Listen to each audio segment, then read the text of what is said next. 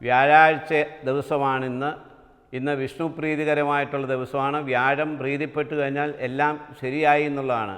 സാമ്പത്തികമായും അല്ലാതെയും എല്ലാവിധ ഉയർച്ചകളും ഉണ്ടാകുന്നതിന് വേണ്ടി വിഷ്ണുവെ, കൃഷ്ണനെ, ശ്രീരാമദേവനെ, അതുപോലെ നാരായണനെയൊക്കെ സ്തുതിക്കുകയും പ്രകീർത്തിക്ക് ആ കഥകൾ പറയുകയും പറഞ്ഞു കൊടുക്കുകയൊക്കെ ചെയ്യുന്ന വളരെ നല്ല ഒരു അനുഭവമാണ്. അതുപോലെ അന്നേ ദിവസം ദാനകർമ്മങ്ങൾ ചെയ്യുകയും ഭാഗവത പാരായണങ്ങൾ, വിഷ്ണു ഭാഗവതം വായിക്കുകയും ചെയ്യുന്നത് അതിലും ശ്രേഷ്ഠകരമായ ഒന്നാണ്. അന്ന് പാല്, പഞ്ചസാര, നെയ്യ് ഒക്കെ കൊണ്ടുള്ള നിവേദ്യങ്ങൾ നിവേദിക്കുകയും ഭക്ഷിക്കുകയും ചെയ്യുന്നത് വളരെ നല്ലതാണ്. ദാനധർമ്മങ്ങൾ ചെയ്യുക, അതാണ് അതിനകത്ത് ഏറ്റവും ശ്രേഷ്ഠമായ ഒന്ന്.